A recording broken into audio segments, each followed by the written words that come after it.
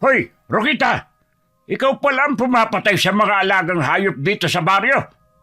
Nagkakamali ka, Tony. Hindi ko nga alam kung bakit sila nagkakaganyan eh.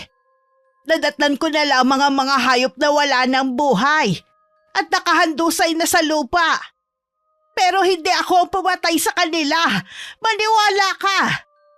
Nagmamaang-maangang ka pa talaga, ha? Isa kang aswang. Ang dapat sa'yo ay patayin. Hindi ako aswang, Tony. Maniwala ka. Hindi ko nga alam kung paano ako nakarating sa lugar na to eh. Sinungaling! Ang dapat sa'yo'y putulan ng ulo, kagaya ng ginawa mo sa mga hayop. Itong sa'yong demonyo ka! Tony, wag! 35 na si Jude, ngunit hindi pa ito nag-aasawa. Aminadong binata na pihikan siya sa mga babae. Hindi siya kagwapuhan, ngunit malakas ang karisma sa mga kababaihan. Kahit anong pagpapapansin sa kanya ng mga babae, ay hindi siya nahuhumaling sa mga ito. Mabuti naman at nakapagbakasyon ka, anak. Akala ko nga'y may ipapakilala ka na sa akin eh. Kailan ka ba mag-aasawa? Nay naman, trabaho po ang punta ko sa Maynila, hindi babae. Bakit naman hindi? Matanda na ako at gusto ko na makita ang aking apo. Pero paano mangyayari yon kung hindi ka manliligaw? Nay, wala pa akong napupusuan eh. Tsaka kailangan mahal ko yung babaeng makakasama ko habang buhay.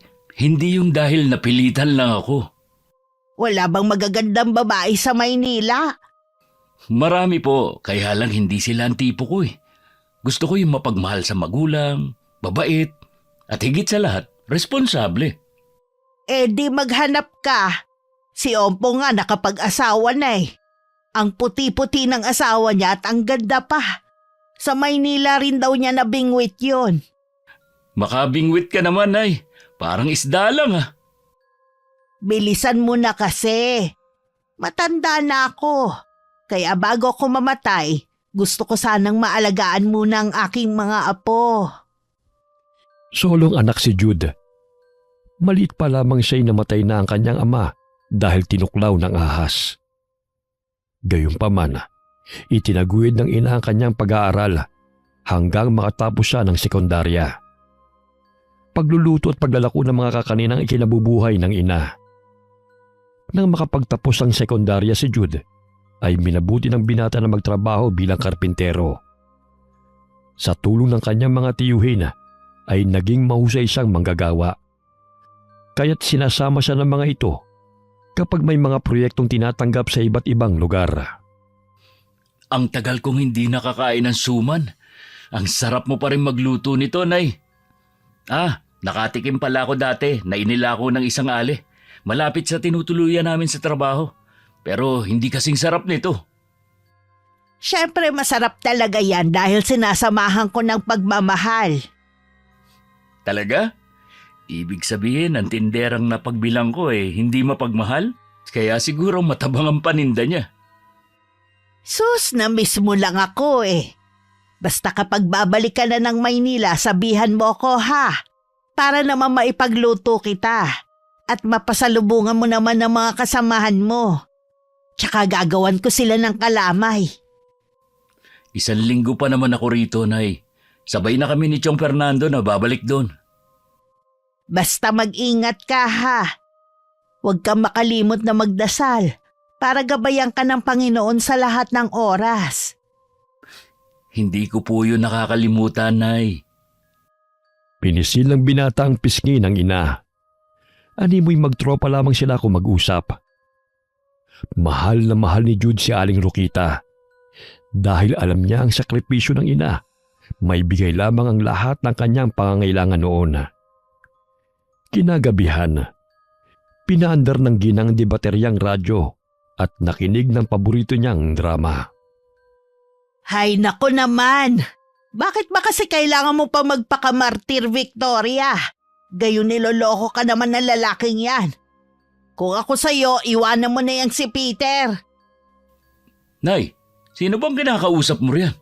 Nagagalit ka na naman eh.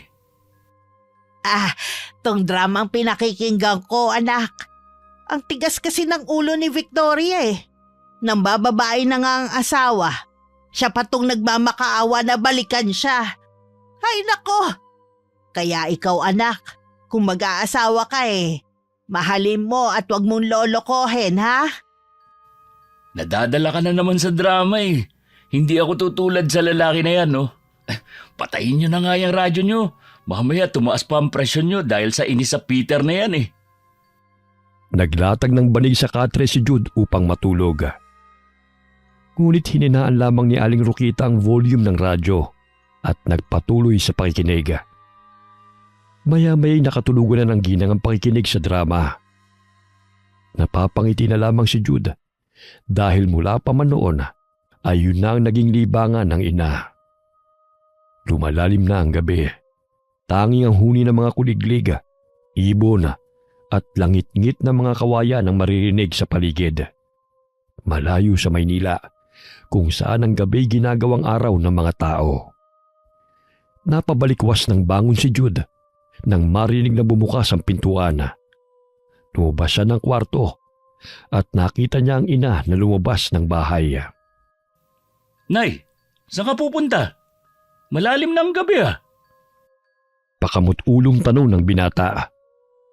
Ngunit hindi man lamang siya narinig ng ina at nagpatuloy ito sa paglalakad hanggang sa mapadpad si Aling Rokita sa kasukalan. Sinundan siya ni Jude at patuloy na tinatawag. Ngunit hindi pa rin siya pinapansin ng ina. Ano ba nangyayari kay nanay? Tsaka saan naman siya pupunta? Hating gabi na'y lumabas pa talaga ng bahay? Dali-dali siyang tumakbo hanggang sa maabutan niya ang ina at hinawakan ito sa balikat. Napansin niyang nakapikit pa ito, subalit lumalakad na animoy alam ang daan. Nay, saan ka pupunta? Ay kalabaw na walang ulo! Ano ba yan? Muntik nang humiwalay ang kaluluwa ko ah! Ano bang gagawin mo rito sa kasukalan, Nay? Ay ano nga ba? Ay mali. Ano ang ginagawa natin dito? Bakit tayo nandito? Ako pa talaga ang tinatanong nyo? Kayo nga itong pumunta rito? Ano? Natutulog lang ako ah. Kanina lang nasa higaan ako. Bakit ako narito? Ewan ko sa'yo, Nay. Tinatawag kita pero di ka naman sumasagot. Halina nga kayo, umuwi na tayo. Mabuti pa nga anak. Mamaya mapano pa tayo rito sa kasukalan. Ang dami pa namang lamok dito. Hala, tara na sa bahay. Biglang naimasmasan si Aling Rokita. Nagpalinga-linga pa siya sa paligid at inilibot ang paningin. Maging siya hindi alam kung anong ginagawa niya roon, kaya't dali-dali siyang umuwi ng bahay kasamang anak na si Jude. Uminom muna kayo ng tubig, Nay. Talaga bang hindi nyo alam kung bakit kayo napunta ron? Hindi anak Ang alam ko lang mahimbing ako natutulog. Bukas, sasamahan ko kayo sa bayan para naman masuri kayo ng doktor. Ayos lang naman ako. Tsaka wala namang masakit sa katawan ko. Kahit nanay. Basta luluwas tayo ng bayan para masuri kayo ng doktor. Hindi natin alam, baka may sakit na pala kayo. At saka mahirap na kung lumalapay ang kondisyon nyo. O sige na nga. Hindi na nakipagtalo si Aling Rokita sa anak. Alam niyang nag-aalala lang ito sa kanya at sinusulit ang araw habang magkasama sila. Dahil pagkatapos ng isang linggong bakasyon, ay babalik na naman si Jude sa Maynila upang magtrabaho. Maagang naghanda ng almusal ang ginang na babaunin nila papunta sa bayan. Ang daming pumipila anak. Ito talaga ang pinakaayaw ko ang maghintay. Nandito na tayo, Nay. Kaya konting tiis na lang para masuri kayo ng doktor at mabigyan kayo ng gamot. Ay nako, wala naman ako nararamdamang masakit Tsaka malakas naman ang katawan ko. Nay, mas mabuting matignan ka ng doktor. Lalo na't wari ko naglalakad ka ng tulog. Delikado yun. Maaari mo pa yung ikapahamak. Pahinga lang naman siguro ang kailangan ko. Tsaka, hindi maganda sa katawan ng maraming gamot na iniinom. Naputol ang kanilang pag-uusap nang tawagin sila ng lalaking nurse. Senior citizen na si Aling Rokita, kaya inuna siyang tawagin. Sinabi ni Jude sa doktor ang kalagayan ng ina. Normal naman ang pintig ng puso at presyon ni Aling Rokita. Maging ang mga mata nito ay sinuri ng doktor. Niresetahan ng bitamina ang ginang. Ayon sa doktor, ang paglakad ng tulog kadalasan ay sanhi ng pagod. Oh, narinig niyo ba yung sinabi ng doktor, Nay? Kailangan niyong uminom ng bitamina at matulog kayo na maaga. Paano ba naman kasi? Nagpupuyat kayo sa pakikinig ng drama sa radyo. Tsaka naging dahilan pa yun ng pagkainis niyo. Nako, pineperahan lang tayo ng doktor na yon. Maglalaga na lang ako ng halamang gamot kesa uminom na nireseta nun. Ayang ka na naman, Nay. Bitamina lang naman yun eh. At saka para gumanda ang tulog niyo. Itong pampatulog, iinumin niyo lang kapag nahihirapan kayo sa pagtulog. Bawal sa inyo magpuyat at sobrang pagod. Ilang araw na ring natutulog si Aling Rokita ng maaga. Ayon na rin sa payo ng doktor. Bagamat minsan ay nakakalimutan niyang uminom ng bitamina at gamot. Dahil din sa katandaan, minsan ay hindi pa rin niya maiwasan na magising ng hating gabi at madaling araw nang nakakatulog. Sumapit ang araw ng pag-alis ng anak pabalik ng Maynila. Niyakap niya ito ng mahigpit dahil magkakalayo na naman silang mag-ina. Anak, mag-iingat ka sa Maynila ha. Sana naman pagbalik mo rito may babaeng ipapakilala ka na sa akin. Mag-asawa ka na kasi. Pasalubungan mo ko ng apo. Ikaw talaga, Nay. Ang kulit-kulit mo.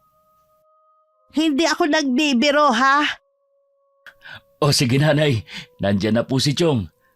Mag-iingat kayo rito, Nay, ha? Tsaka yung mga bitamina. Huwag niyong kaligtaang inumin. Oo, anak. Kumuway-kaway pa si Aling Rokita habang papalayo ang anak sakay ng tricycle. Bumalik siya ng bahay at naisipan na naman niyang magluto ng biko na ilalako upang malibang naman. Bagamat hindi siya pinababayaan ng anak, kada kinsenas itong nagpapadala ng pera. Gayunpaman ay iniipon niya ang perang natatanggap mula kay Jude. Hindi pa rin siya tumitigil sa pagtitinda ng mga kakanina dahil isa na yun sa kanyang libangan. Tony, may biko akong tinda rito.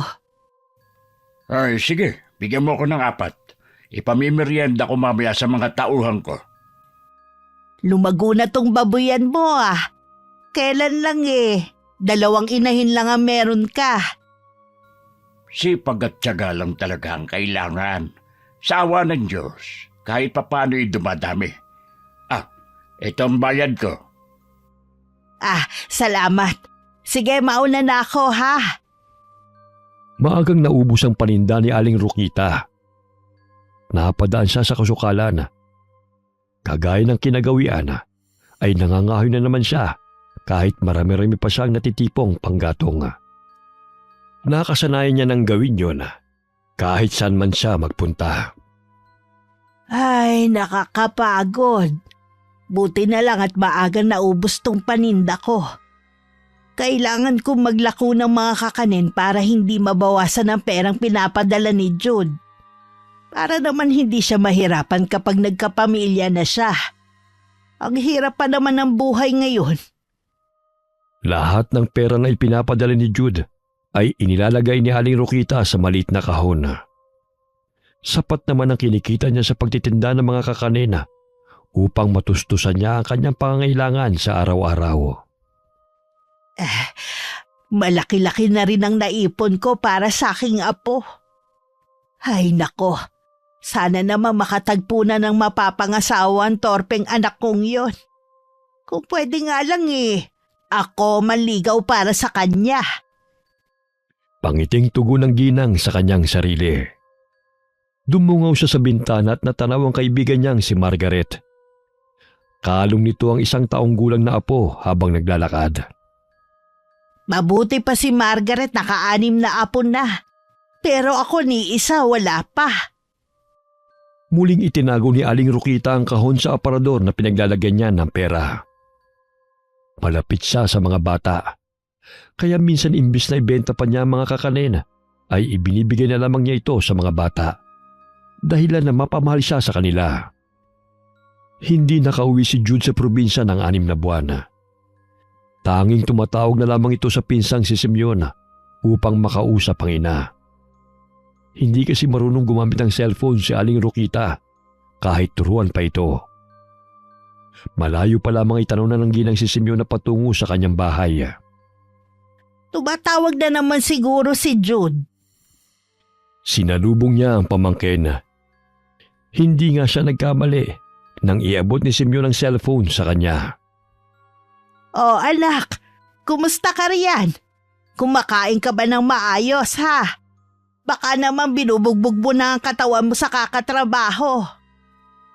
Ayos lang po, Nay. Baka sa susunod na buwan umuwi po ako. At saka may pasalubong ako sa'yo na alam kong ikatutuwa mo.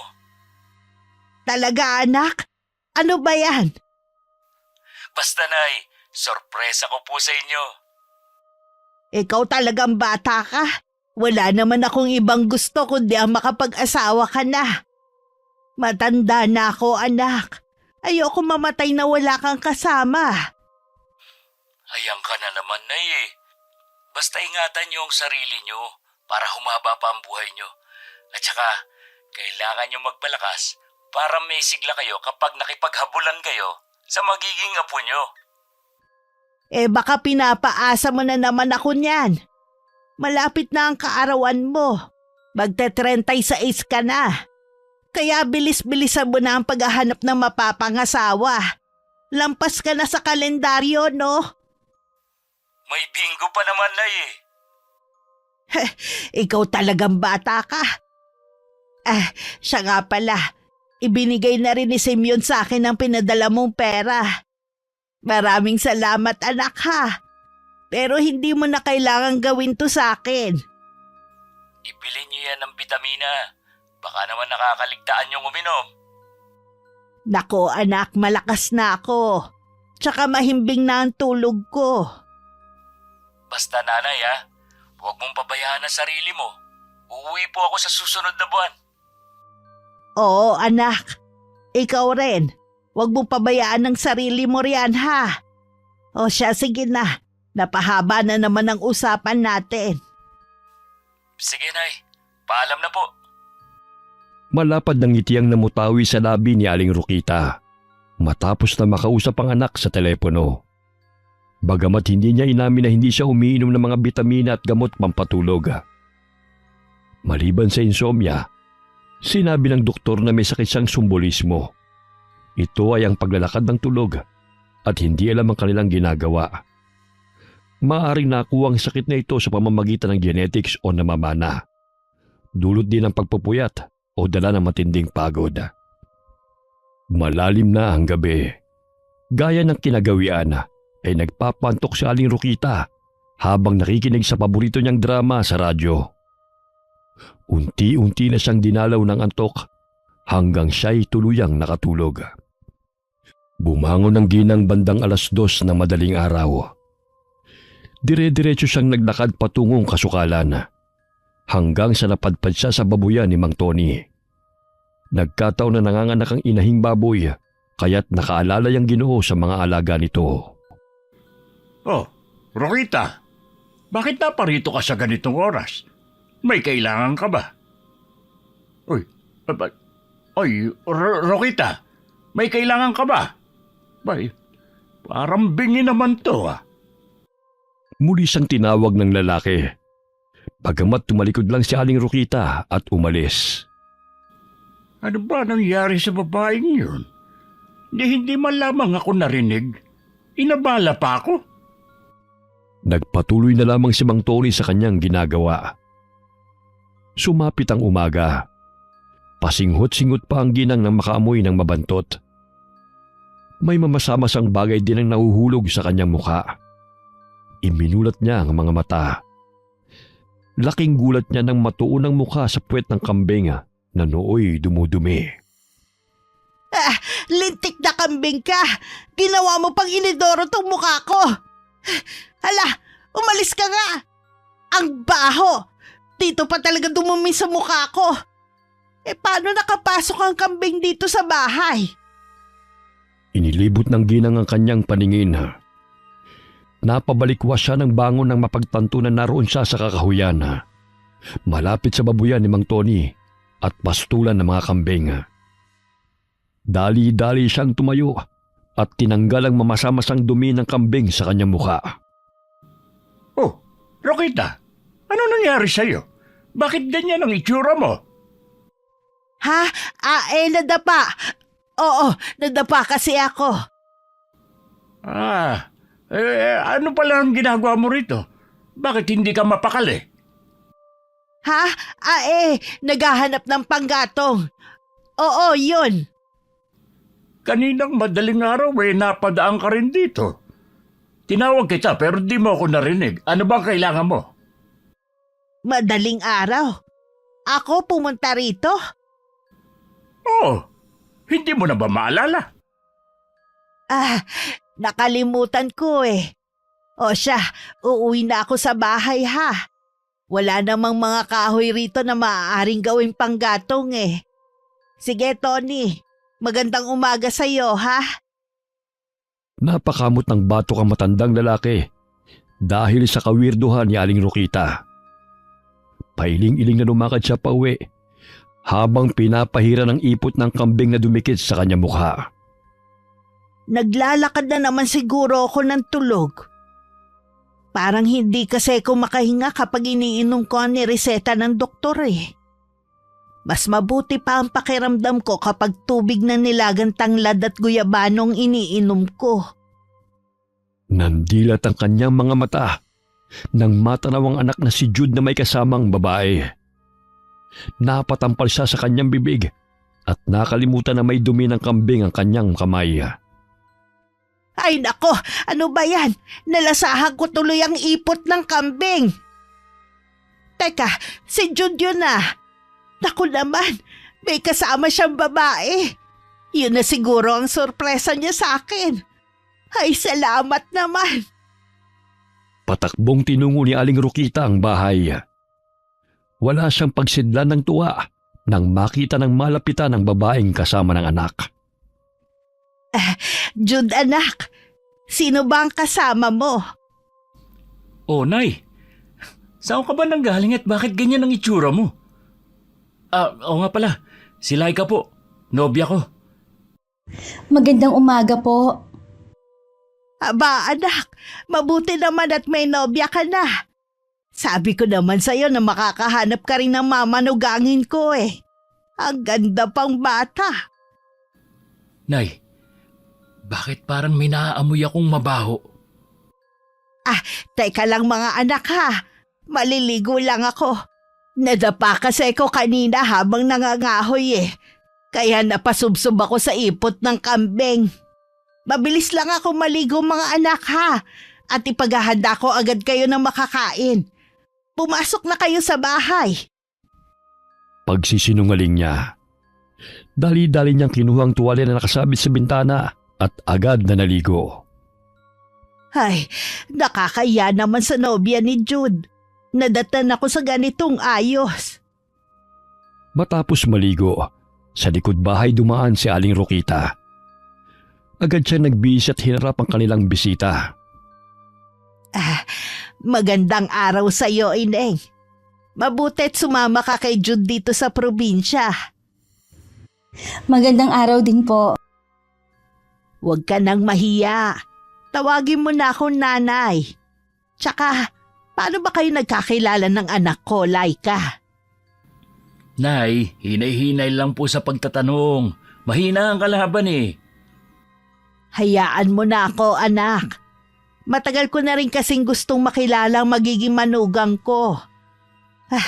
Ang ganda pa namang bata. Natatawa na lamang si Jude sa inasal ng ina. Maging si Laika ay nawala ang pangamba at takot nang malamang napakabait at may pagkapilya si Aling Rokita. Mag-usap na muna kayo dyan, Nay. Ako na magsasaing at magluluto nitong isda para makakain na tayo. Ako na anak. Pagod kayo sa biyahe eh. Ako na, Nay. Alam kong sabi kang makilala si Laika eh. Paano ba kayo nagkakilala ng anak ko to? Sa karinderya po, Nay. Madalas po kasi siyang kumakain sa karinderyang pinapasukan ko.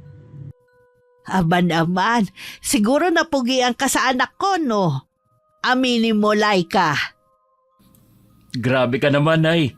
Hindi ba pwedeng nahumaling ako sa kagandahan niya? Ang saya niyo po palang kausap, Nay. Kaya iha, huwag kang mahiya sa akin ha. Alam ba ng mga magulang mo na sumama ka kay Jude dito sa probinsya? Wala na po ako mga magulang, Nay. Ang mga kapatid ko naman, may mga kanya-kanya ng pamilya.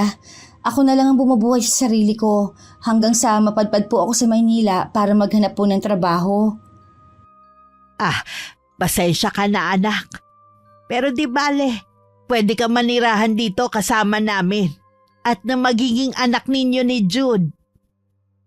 Natahimik sina Laika at Jude at sabay na napatingin sa ina.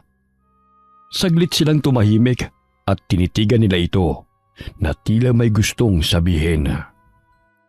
Oh, bakit ganyan na lang kayo kung makatingin? May problema ba? Nilapitan nito ang ina at niyakap. Napangiti pa ito, sabay na binulungan ng ina. Nay, magiging lola ka na. 2 buwan ng buntis si Laika. Ay, talaga anak. Hindi mo ako niloloko. Totoo po, Nay. Magkakaapo ka na. Ay, salamat naman at dininig ng Panginoon ang aking mga panalangin. Hindi natatandang binata ang anak ko. Niyakap din ng ginang si Laika sa labis na tuwa. Ilang sandali pa'y maluha-luha siyang bumitiw ng pagkakayakap sa manugang.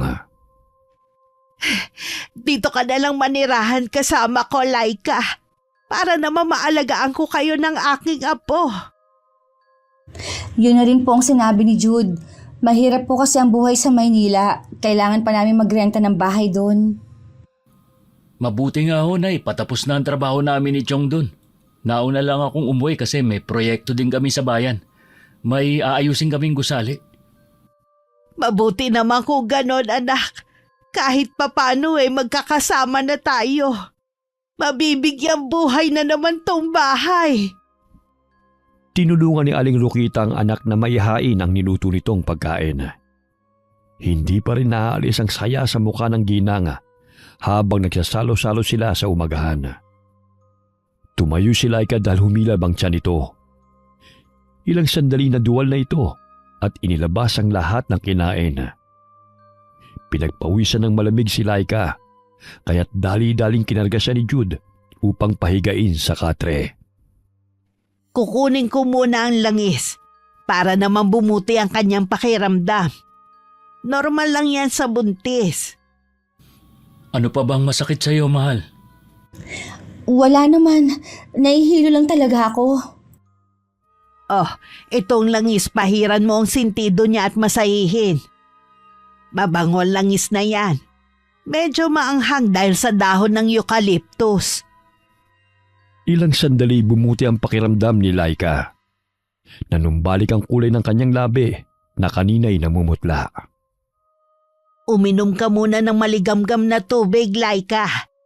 Nasa estado ka pa ng paglilihi. Parang may hinahanap lang kasi ang sikmura ko, Nay eh. Ano ba ang gusto mong kainan, mahal? Para mabilang kita. Mabuti na ang pakiramdam ko. Huwag niyo na akong alalahanin pa. Gusto mo ba ng mangga? Hihingi ako kina Tony. Maraming bunga ang mangga nila ngayon. Naku, huwag na po, Nay. Nakakahiya na po masyado eh. Huwag ka na mahiya. Mababait ang mga taga rito. Kaibigan ko yung si Tony. Dali-daling lumabas ng bahay si Aling Rokita at tinungo ang bakuran ni Mang Tony. Nadatnan niyang nagpapakain ng baboy ang lalaki. Tony, pwede ba akong makahingi ng mangga? Naglilihi kasi ang manugang ko eh. Manugang? Oo, kararating lang nila ni Jude. Ay, ang saya ko nga dahil sa wakas eh. Nakatagpo ng mapapangasawa ang anak ko. Magkakaapo na rin ako. Sige, kumuha ka na lang dyan. Salamat naman, Tony. Kumuha ng panungkit ang ginanga. Marahan niyang sinusungkit ang sanga ng mangga kung saan naroon ang tumpok ng mga bunga. Sunod-sunod na nagsilaglagan ng mga bunga nang hilahin niya yon. Aray! Aray! Ano ba yan? Inulan na tuloy ako ng mangga. Ang sakit ng noo ko. Parang nabukulan yata ako Hinaplos niya ang noo. Hindi nga siya nagkabali at nagkaroon siya ng bukol. Wari nagkaroon siya ng sungay sa laki ng bukol sa kanyang noo. Dinampot niya ang mga mangga sa lupa at inilagay sa laylayan ng kanyang duster. Ang dami ng mangga. Tiyak na magugustuhan to ni Laika. Oh, tapos ka na manguha ng mangga, Rokita? Oo, Tony. Salamat ulit dito, ha? Hey, ano nangyari sa noo mo? Ayos ka lang ba? Ang laki kasi ng mga bunga ng mangga eh. Nabagsakan ako kaya ito nabukulan. Konting tiis lang para sa aking magiging apo. Natatawang sambit pa nito. Agad na siyang umuwi at sabik na ibigay ang nakuhang mangga sa manugang. Nagulat si Jude nang makita ang itsura ng ina pagpasok nito sa bahay. Nay, ano na naman nangyari sa noo mo? Bakit ang laki ng bukol? Wala ito, anak. Ito palang mangga para kay Laika, oh. Alam mo naman ako, lapitin ng disgrasya. Pero maliliit na bukol lang to, mawawala din to maya-maya. Ikaw talaga, Nay. Umupo ka nga muna rito. Akin na nga yan. Ako na ang magbabalat. Marami-rami ang nakuha ko. Ang lalaki pa, oh. Tingnan mo, anak. Natitiyak ko magiging malusog din ang apo ko katulad ng mga manggang to. Nay, hindi niyo naman po kailangan gawin pa to eh. Hayaan mo na ako, Laika, anak. Ang tagal kong pinagdasal na makapag-asawa na yang si Jude para mabigyan ako ng apo. Kailangan kitang alagaan. Kaya lahat ng gusto mong kainin, ibibigay ko. Napabuntong hininga si Laika, sabay na napalulon ng sariling laway. Hinaplos-haplos ng ginang ang buhok ng manugang. Dahil noon pa man, ay gusto rin niyang magkaroon ng anak na babae. Ngunit dahil maagang nasawi ang kanyang asawa, ay hindi na ito nasundan pa. Oh, ito na mangga. Sariwa at malutong pa. Ang sarap nga niyan. Kumain ka lang, iha. Kapag naubos yan, hihingi ako ulit kay Tony. Ang daming bunga ng puno ng mangga nila. Kumain ka rin po, inayo. Hindi na. Mamaya aantukin pa ako niyan eh. Ayon kasi sa kasabihan ng matatanda, na kapag kinain mo ang tirang pagkain o nakipagsalo ka sa buntis, aantukin ka raw. Maglalaba pa ako eh. Kaya ubusin mo na yan. Ang swerte ni Jude dahil ang bait niyo po, Nay. Ang swerte ko nga rin sa anak kong yan eh. Tsaka ang swerte mo rin. Dahil napakabait at magiging responsable siyang asawa. Talaga ba, Nay? Hindi nga. Totoo naman Pinalaki kaya kitang matinong bata. Walang bisyo at magalang. Di katulad sa ibang kabataan na akala mo'y kung sinong walang yan na sumasagot sa magulang. Hindi pwede sa akin yun. Oo naman, Nay. Ayaw kong masampal ng kawali, no? Baka manghiram ka pa ng mukha sa aso.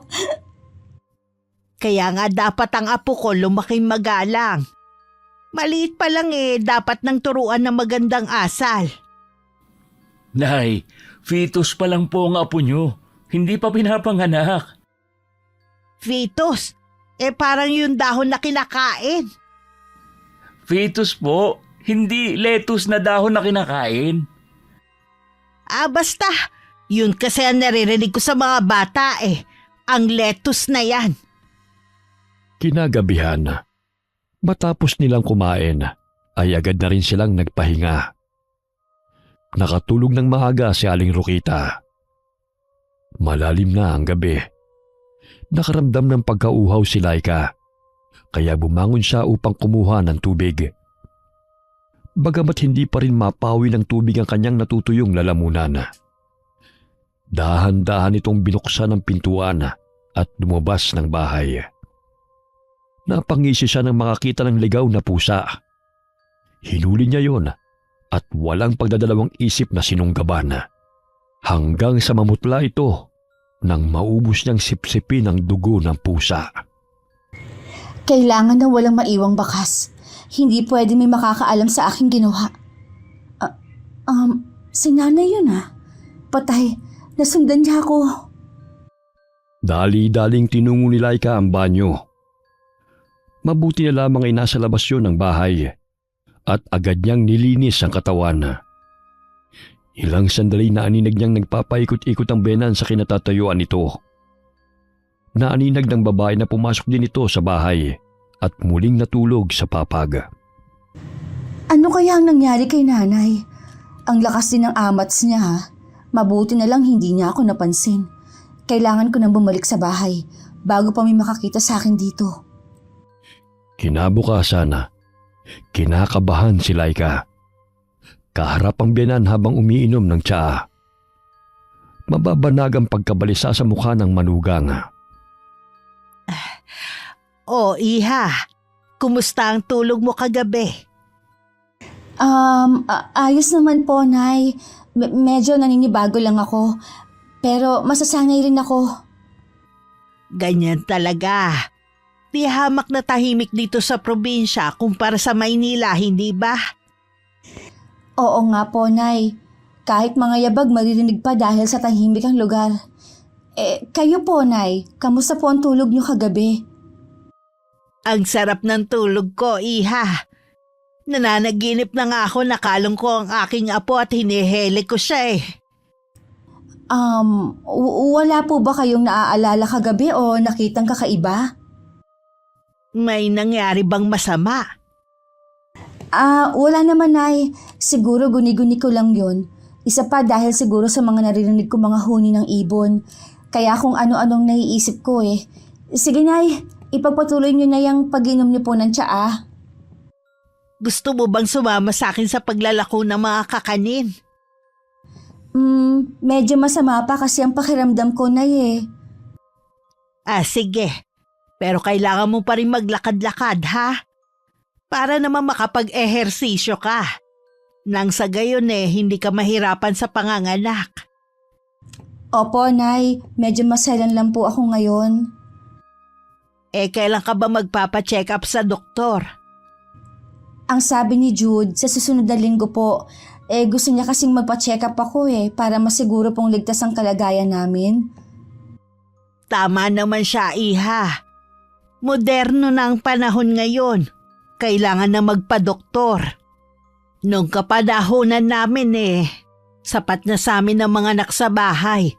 At tanging sa kumadro na lang kami umaasa. Kaso nga lang takot na rin niyang anak ko. Dahil namatayan ng anak ang pinsan niya. Kinulang sa hangin ng bata. Hindi na agapan. Ayun, patay. Malayo nga lang po ang ospital dito sa lugar ninyo. Ay oo, yun ang problema namin dito. Pero balita ko may ipapatay yung klinika dito sa sitio Liwayway. Aprobado na ng gobernador. Matagal na naming hinaing yun Sana naman maisakatuparan na. Maya-maya'y nagpaalam na si Aling Rokita sa manugang. Bit-bit ang bilao na may laman ng paninda niyang biko at suman. Mag-isang naiwan si Laika sa bahay sapagkat maagang umalis si Jude papuntang bayan dahil may kakausapin ito tungkol sa kanilang trabaho. Ay, ano ba yan? Natalisod na naman ako. Ano bang bagay na to? Paharang-harang sa daan. Hindi niya napansin na bunguyo ng pusa. Buong akala niya'y maliit na buko na nahulog sa lupa. Dahil sa inis ay sinipa niya yon ng malakas. Tumama yon sa ulo ni Mang Tony na nooy nagpapakain ng kanyang kambing. Aray! Hoy! Sino ba nang babato dyan? Ah, hala. Natamaan si Tony. Parang tigre pa naman yun kung magalit. Makaalis na nga rito. Oh, Rokita, saan ka pupunta? Bakit parang natataranta ka yata? Ha? Magtitinda. Gusto mo bang bumili? May matigas na bagay na tumama sa aking ulo. May nakita ka bang nambabato dyan? Nambabato? Nako, wala. Wala ka naman nakikitang mga batang naglalaro dito, di ba? Siguro nahulog naman gayon. Imposible. 2 metro pa ang layo ng mangga, oh. Nako, malay mo. Lumipad dahil sa lakas ng hangin. Bumili ka na lang ng suman para makalimutan mo ang sakit ng ulo mo. Mabusog ka pa. Ay, sige. Bigyan mo ako ng 5 biko. Kakainis sa sakit ng ilong ko. Pigilang tawa ni Aling Rokita nang makitang namumulang mukha ni Mang Tony. Batid niyang umuusok na ito sa galit dahil sa mukha nito tumama ang bungo ng pusa. Sa dinami-dami ng matatamaan ng ilong talaga ni Tony. Parang pinitpit na luya na nadagdagan pa. May sinasabi ka ba, Rokita? Wala. Ang ibig kong sabihin masarap tong biko at suman na paninda ko. Dadagdagan ko pa ng 1 peraso ang 5 suman na binili mo para kabayaran sa nasira mong muka. Ay, hindi pala. Ang ibig kong sabihin dahil suki na kita. Ay, sige. Magtinda ka na. Kung ano-ano pa kasi binubulong-bulong mo. Hindi ko naman naiintindihan. Malayo pa lamang ay natatanaw na siya ng mga apo ni Aling Margaret. Pinalibutan siya ng mga ito upang manghingi ng tinda niyang mga biko. Yan kasi, sinanay mo ang mga bata. Ayaw tuloy kapag nakikita kayo nanghihingi. Hayaan mo na mga bata Isa pa, bawi na naman ang puhunan ko. Balita ko, sa bahay na ninyo naninirahan ng manugang mo? Oo. Alam mo bang magkakaapo na ako? Sabik na nga ako makita siya Unang apo ko, kaya hindi ako makapaghintay, Margaret. Buti ka pa nga 5 apo mo na tong kinakarga mo. Alam mo naman yung si Nene, hindi pa nag-iisang taon ang anak buntis na naman. Tingnan mo hindi na maganda o gaga sa pag-aasikaso sa mga anak. Kaya ikaw, huwag mong pangarapin na magkaroon ka ng maraming apo dahil mahihirapan ka lang din sa pagbabantay. Huwag mong isipin ang hirap. Kasiyahan ng dala ng mga batang to. Biyaya sila ng Diyos. Tingnan mo nga ang gwapo ng apo mo. Aba, may ngipin na. Pinisil ni Aling Rokita ang pisngi ng bata. Biglang hinablot nito ang kamay ng ginang at kinagat. Nanggigil pa ito dahil sa tumutubo ang ngipin. Aray! Pinaglihi yata sa vampira ang batang to Ayaw pang tumigil Totong, bitawan mo kamay niya. Baby, bitiwan mo ang daliri ko. Baka maputol at malulun mo. Aray! Malakas na humalakhak ang bata nang makita siyang namimilipit sa sakit. Kaya't nabitiwan siya nito. Buti na lang bata ka. Kung hindi, bubunutin ko yung mga ngipin mo. Marami ka pang mapagdadaanan kapag ikaw na ang magbabantay sa iyong apo. Ay, mga gantong edad, 1 hanggang 3 taon, mangangayayat ka na. Bugbog sarado ka pa. Oh, Nay, nasa si Laika? Nandiyan ka na pala, anak. Hindi siya sumama sa akin eh. Magpapahinga raw muna siya. Magandang umaga po, Aling Margaret. Magandang umaga sa iyo, Jude. Mabuti naman at nakatagpo ka ng iyong mapapanghasawa. Itong nanay mo, nag-e-ensayo na sa pagiging lola. Kinukulit na itong apo ko. Oo nga po eh. Hindi na makapaghintay. Ang tagal mo naman kasi eh. Tignan mo si Margaret, 5 na ang apo. Samantalang ako lumalangoy pa sa tiyan ng nanay niya. Makikita mo rin ang apo mo, Nay. Kalma lang. Sa ngayon, bantayan mo muna ang batang to. Para naman paglabas ng anak namin, magaling ka na sa pagkakarga ng apo mo. Ayoko. May pagkabampira ang batang to eh. Oh, tingnan mo oh. Hinahablot pa ang kamay ko para kagatin muli. Napahalakhak si Jude dahil sa kakulitan ng ina. Maging ang apo ni Aling Margaret ay tila kinikiliti sa lakas ng tawa. Uuwi na kami ha. Inubusan ka na yata ng mga apo mo ng biko eh. Tingnan mo oh. Punong-puno ang mga bibig. Ni hindi makapagsalita. Hinay-hinay lang sa pagkain mga bata ha. Mamaya mabulunan pa kayo. Salamat, Rokita, sa mga biko. Walang anuman. Makita ko lang silang masaya at busog, masaya na ako. Hindi makatulog si Laika. Kahit ipikit nito ang mga mata. Habang lumalaki ang kanyang tiyan, ay ganun din ang pananabik niya sa sariwang dugo. Matagal ko nang tinalikuran ng pagiging aswang. Ngunit hindi ko talaga mapigilan ang sarili ko na uminom ng dugo ngayon. Tila yun ang pinaglilihan ko. Patawarin sana ako ng Diyos. Bagamat kahit anong pagpipigil sa sarili, ay tila may tumutulak kay Laika na uminom ng dugo. Kaya't dahan-dahan siyang bumangon. Patawarin mo ako, Jude. Hindi ko talaga kayang pigilan ang sarili ko. Wari ko'y sariwang dugo rin ang hinahanap ng iyong anak. Lumabas ng bahay ang babae at pumasok ng kasukalan. Hanggang sa mapadpad siya sa babuyan ni Mang Tony. Ang daming mga biik. Ang bango ng sariwa nilang dugo. Hindi ako papayag na mambiktima ng mga tao. Kaya hayop na lamang ang kakainin ko. Hinablot ni Laika ang isang biik at kinagat ang leeg nito. Sinipsip ng babae ang dugo hanggang sa mamutla ito. 2 biik ang napatay ni Laika.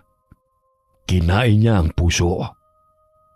Maya-maya'y nagising si Mang Tony dahil sa ingay ng kanyang mga baboy. Ay, ano na naman ba nangyayari sa mga biik? Baka sinasalakay na naman ng ahas. May tao. Kailangan ko makaalis rito. Hindi niya ako pwedeng mahuli. Sinong nandyan? Parang nakita yata ako ng matandang yon. Hindi pwede to. Dahan-dahang gumapang si Laika palayo ng babuyana. Bit-bit ang 2 namumutlang mga biik. Nang makalampas na sa babuyana, ay kumari pa siya ng takbo pabalik ng kanilang bahay. May tumatakbo sa kasukalan. Tao kaya yun o mabangis na hayop? Naku, nakita ko ng lalaki.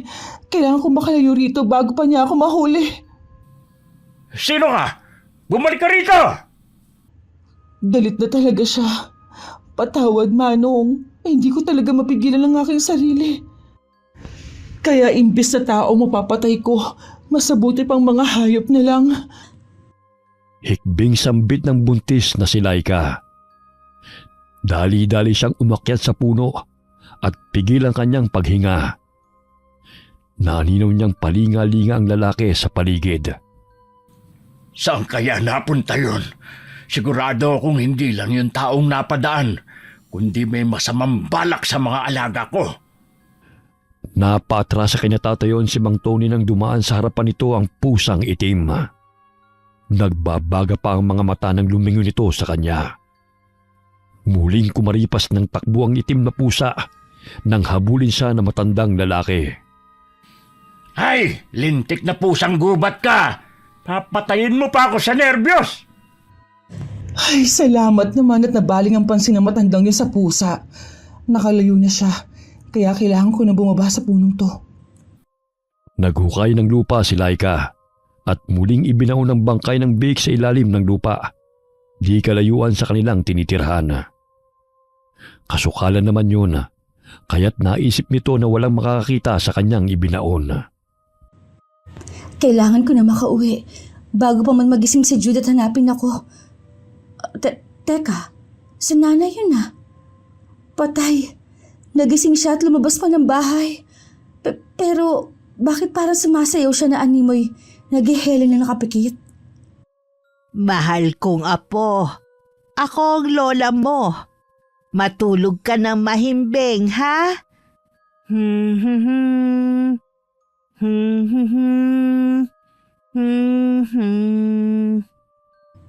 Kumakanta pa habang nakapikit? Ay nako, kailangan ko na bumalik ng bahay. Mamaya makita pa ako ng matandang lalaki naghahanap sa akin. Dahil sa matinding pagod sa trabaho, ay mahimbing na natutulog si Jude. Wala man lamang itong kaalam-alam sa nangyayari sa paligid. Maya-maya'y huminto sa pag-awit si Aling Rokita. Lumakad ito palayo ng bahay at iniangat ang dalawang kamay na nakapwesto sa kanyang tagiliran. Saan na naman siya pupunta? Hating gabi na. Tsaka, sinong pupuntahan niya? Kailangan ko siyang sundan. Bili na kayo ng suman at biko. Mura na, masarap pa ang mga suki.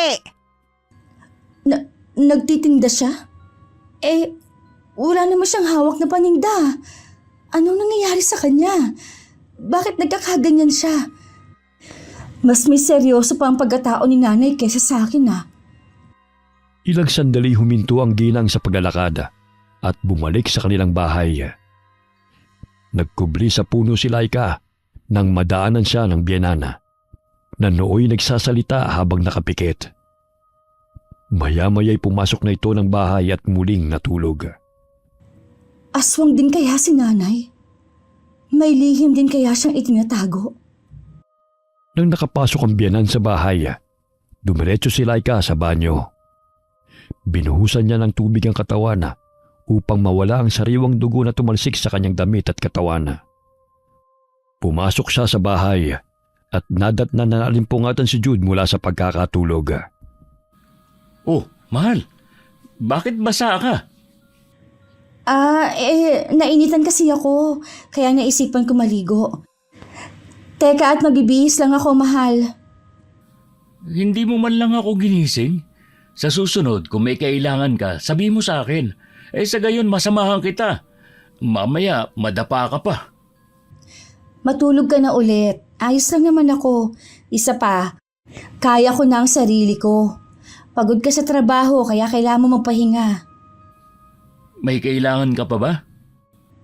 Ay, wala na, mahal. Pasensya ka na at naabala ko patuloy ang mahimbing mong tulog. Patutuyuin ko lang ng kaunti ang buhok ko at matutulog rin ako muli. Oh, sige. Medyo nawala na rin ang antok ko Nagising ako nang marinig ang ingay sa silid ni nanay. Akala ko lumalakad na naman ang tulog Lumalakad ng tulog? Anong ibig mong sabihin?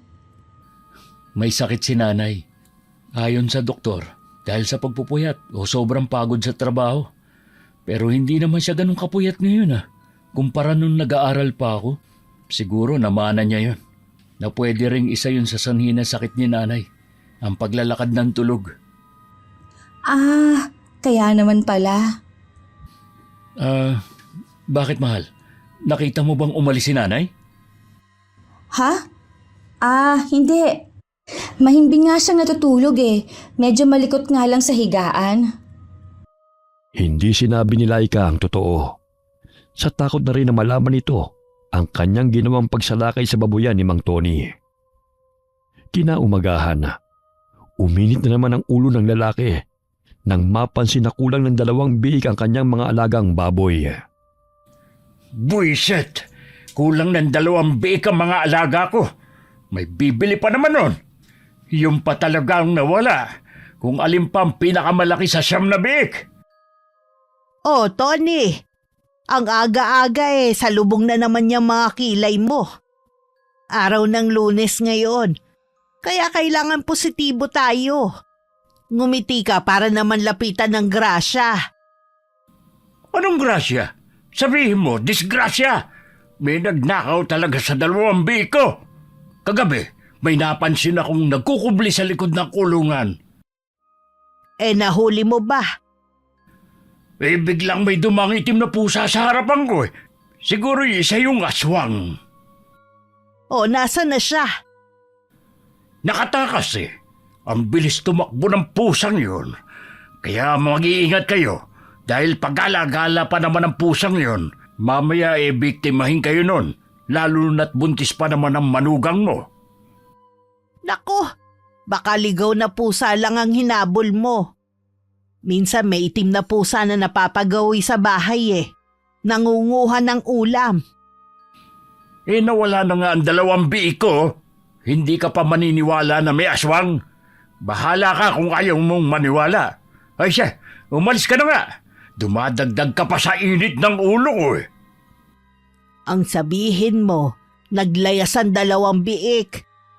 Umukha mo lang naman na makikita sa araw-araw Siguro na umay na sa'yo. Lalo na't palagi nakasalubong yung kilay mo at nakasimangot. Ano sinabi mo? Wala. Ang sabi ko, aalis na ako. Hindi ka naman bibili ng paninda ko O siya, hanapin mo na ang 2 biik. Baka naman nagtanan na ang mga yon.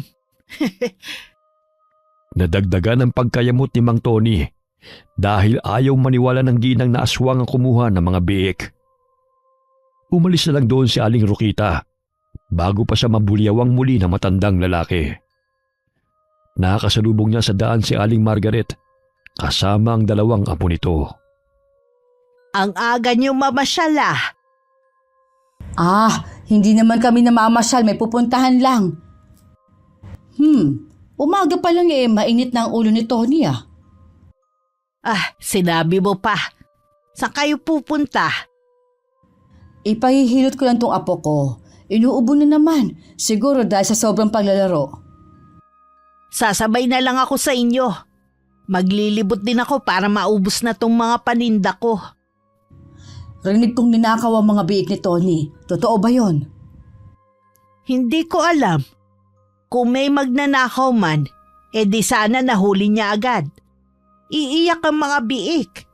Imposibleng hindi gagawa ng ingay ang mga baboy kapag binitbit na ng mga magnanakaw. Ay oo naman, tama ka. Pero kung totoo nga ang sinabi niya, kailangan natin mag-ingat. Ngayong panahon ay naglipanan na talaga ang mga masasamang loob. Easy money na lang ang ginagawa. Ayaw magbanat ng buto Aswang ang pinaghihinalaan nun.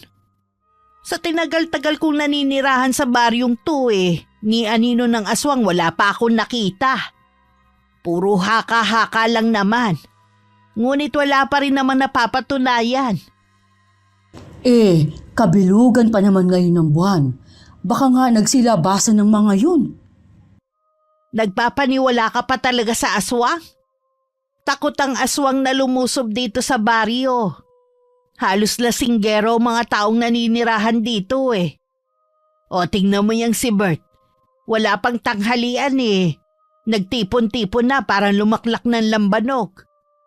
Kung meron mang katatakutan, yun na yung mga lasinggerong nag-aamok ng away. Ay nako, palabiro ka talaga. O paano ba yan? Dito na kami Mabutit hindi pa nakakaalis si Osalia. Pahihilot ko lang tong apo ko. Pangiting tinungo ni Aling Rokita nag-uumpukang mga kababaihan. Bit-bit ang bilao. Naubos ang kanyang paninda at agad na umuwi. Nadatnan niyang nagpapahangin sa labas ng bahay si Laika. O anak, kumusta na ang pakiramdam mo? Ito, Nay. Medyo mabigat na ang tiyan. Kailangan ko maglakad-lakad. Minsan kasi pinupulikat ako eh. Tama yan. 4 na buwan na lang iluluwal mo na yung apo ko. Hindi na nga ako makapaghintay Bukas ibibili natin siya ng mga gamit sa bayan. Nay, huwag ka na mag-abala pa. May mga gamit naman akong inihanda. Tsaka pag nakalabas na lang si baby, mamimili tayo ng maraming damit. Tama ka, anak. Hindi pa pala natin alam kung lalaki siya o babae. Pinapanalangin ko lang naman na malusog ang apo ko. Napahinto sila sa pag-uusap nang mapada ng isang babaeng buntis. Natuon ang pansin ni Laika sa malaking tiyan ng babae at napalunok ito ng sariling laway. Siguro mauunang mga anak sa'yo yang si Isabel. Sa tingin ko, nasa 7 buwan na yung pinagbubuntis niya. Alam mo bang 6 na anak na niya yan? Taon-taon din nagbubuntis, parang hindi na nagpapahinga. Di madali na lang sa kanyang mga anak. Sinabi mo pa. Hindi nga yan nagpapadoktor Sa bahay lang nila nanganganak yang si Isabel. Ay, sana naman. Hindi ako mahirapan, Nay. Lalo na't panganay pa naman namin to ni Jude. Basta kumain ka lang ng gulay at mag-ehersisyo tuwing umaga. Hindi ka mahihirapan. Hindi nilubayan ng tingin ni Laika ang papalayong babae. Natatakam siya sa bango ng sanggol na nasa sinapupunan nito. Gusto niya itong sugurin, ngunit pinipigilan niya ang sarili. Napapadalas nang lumalabas ng bahay si Laika. Ilang araw na ring hindi nakakauwi si Jude dahil sa trabaho nito sa bayan. Tuwing araw ng Sabado at Linggo lang ito umuwi para makatipid sa pamasahe. Nanunuyo na naman ang lalamunan ko. Kailangan ko uminom ng sariwang dugo dahil yun lang ang tanging makakapawi ng aking uhaw. Dahan-dahang bumangon si Laika at sumilip sa silid ng biyanan. Mahimbing itong natutulog at naririnig pa nito ang malakas na hilik ng matandang babae. Mabuti naman at mahimbing ang tulog ni nanay. Sana naman hindi siya lumabas ng bahay. Nakaramdam ng pag-init ng katawan si Laika. Hindi na niya mapigilan ang sarili na makalasap muli ng sariwang dugo. Animoy asong pasinghot-singhot pa siya habang nagkukubli sa kakahuyan. Ang bango ng sanggol. Siyempre hindi itong anak ko. Yun ay ang batang nasa sinapupunan ng buntis na nakasalubong ko kanina. Ay, paano ba to? Hindi ko talaga mapigilan ang aking sarili na matakam. Marahang lumakad ang buntis na aswang papunta sa kubo. Sumilip siya sa siwang ng bintana. Tumambad sa kanyang paningin ang natutulog na pamilya. Tumutulo pa ang laway nito. Hindi ito maaari. Hindi ko sila pwedeng patayin. Kawawa mga bata kapag pinatay ko ang kanilang ina at ang sanggol na ipinagbubuntis nito. Kailangan kong umalis rito. Tumutulo ang luhang nilisan nito ang naturang lugar. Ganun na lamang ang pagpipigil nito sa sarili upang hindi makagawa ng karumal-dumal na krimen. Napalingon siya sa kambing nang makita itong nakatali sa puno. Tamang-tama, may kambing. Salamat naman, mapapawi na rin ito ang aking pagkauhaw. Ang sarap ng sariwang dugo at puso nito. Teka, may paparating.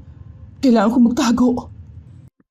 Kahit anong pagpupumiglas ng kambing ay nakayanan pa rin itong patayin ni Laika. Hinila niya ito sa talahiban nang mapansin na may taong napadaan. Patawarin niyo ako. Ito lang ang tanging paraan upang hindi ako makapatay ng tao. Nang makalayo na ang dalawang kalalakihan ay kinarga niya ang kambing. Dali-dali siyang tumakbo patungo ng kasukalan kung saan ito ininilibing ang mga pinapatay na mga hayop. Sayang naman ang mga lamang loob nito. Kaya lang hindi pwedeng dalhin sa bahay. Mahirap na mabisto ng asawa at biyenan kung tinatago kong lihim. Matapos na mailibing ang biniktimang hayop, ay dali-daling umuwi si Laika sa tinutuluyan nitong bahay. Naghilamos siya sa banyo upang linisin ang mukha. Bahagya siyang napahinto sa ginagawa nang mapansin na may tao sa kanyang likuran. Napalingon siya. Muntik na siyang mabuwal sa kanyang kinauupuan nang makita ang itsura ng biyanan. Nay, ano nangyayari sa inyo? Ay, ano ba yan? Mas nakakatakot pa kayo kaysa sa akin eh. Napatampal sa bibig si Laika upang pigilan ang kanyang pagsigaw. Buhaghag ang buhok ng biyanan at tumitirik pa ang mga mata na animoy nagdidiliryo. Ilang sandali pa'y nahimasmasan si Aling Rokita. Papungas-pungas na iminulat ng ginang ang mga mata. Anak, ano nangyari sa'yo? Bakit parang nakakita ka ng multo? Tsaka bakit may dugo yung damit mo? Manganganak ka na ba? May masakit ba sa'yo? Nay, hindi pa po. Kumalma po kayo. Masaya lang pagbubuntis ko kaya dinudugo ako. Dinudugo ka? Bakit sa bandang dibdib mo kumalat ang dugo? Ang layo naman yan sa puwerta mo, anak. Ha? Ang ibig kong sabihin, dinudugo po ang ilong ko. Naging maselan po kasi ako eh. Alam na rin ng doktor ang kondisyon ko na to. Dahil sa allergies at pagbabago ng hormones ko kaya nagkakaganito ako. Ay, ano ba yan? Halika na't pumasok na tayo sa bahay. Tsaka, bakit narito ako sa labas? Kanina lang nasa higaan ako ah. Mauna na po kayong pumasok sa loob, Nay. Lilinisin ko lang po ang katawan ko. Naiinitan din po kasi ako eh. Ay nako, ilang beses ko nang nararamdaman na masakit tong paa ko. Tsaka napapansin ko sa tuwing gumigising ako puno pa ng putik. Hindi kaya naglalakad na naman ako ng tulog. Saglit na napahinto sa pag-iisip si Aling Rokita nang mapansin na pumasok ng bahay ang manugang. Kapwa sila tahimik at may kanya-kanyang iniisip hanggang sa bumalik sila sa kanilang higaan. Kinaumagahan, halos magwala si Pedro nang malaman na nawawala ang alaga nitong kambing.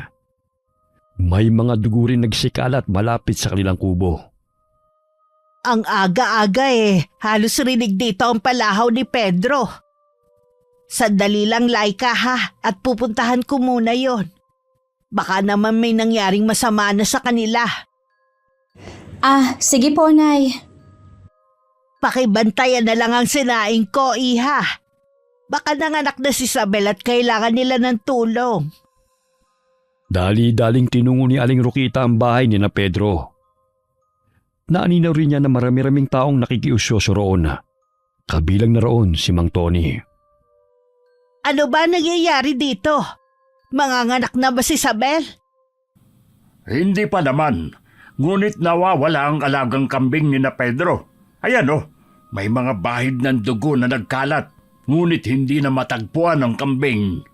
Sigurado talaga akong may aswang na umaaligid dito sa baryo. Hindi lang kasi unang beses ito nangyari Ano ba yan? Baka naman nakawala lang dahil sa pagpupumiglas ay nasugatan. Hindi ganyang kadami ang dugo kapag nasugatan lang. Kailangan na nating magmatsyag sa paligid. Marahil naghahasik na ng lagi mga aswang na yan. Mamaya kapag naumay na sa mga hayop, ay tayong mga taga-baryo na ang patayin nun. Tama si Tony, Rokita. Mamaya mga bata at buntis ang biktimahin ng aswang na yon. Noong nakaraang araw, nawawala din ang 2 inahing manok ni Roque. Gayong nasa kulungan ng mga yon. Hindi tayo ligtas sa nilalang na sumasalakay ng mga hayop. Kung ganun anong gagawin natin? Kailangan natin maging alisto. Lalo na't buntis pa naman yung manugang mo. Mabango sa pang-amoy ng aswang yun. Hindi ako magdadalawang isip na gilitan siya sa leeg kung mahuhuli ko siya. Nagulat pa si Aling Rokita nang umaksyon si Mang Tony. Mababanag sa mukha ng lalaki na hindi ito takot na pumatay. Nako, matinding labanan pala ang mangyayari.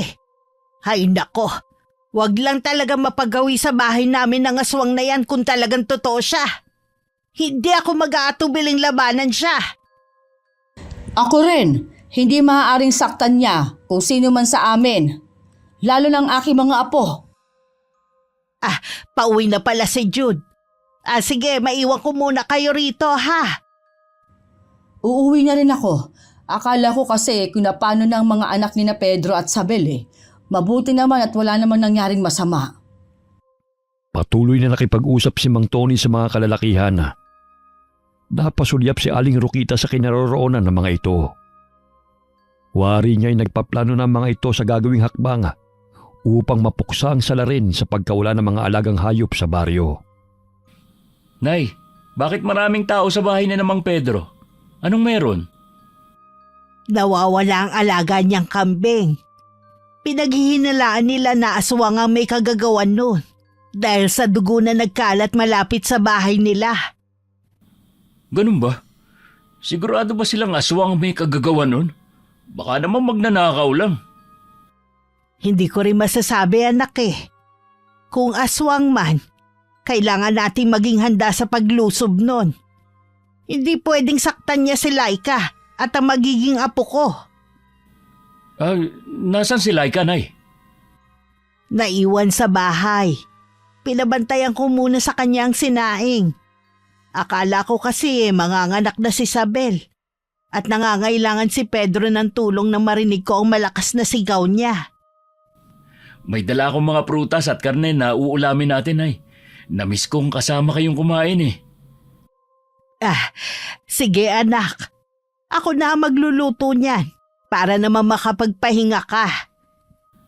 Pagod nga po ako sa trabaho, Nay. Pero kakayanin para sa pamilya. Nadat na nila si Laika na nakatulala.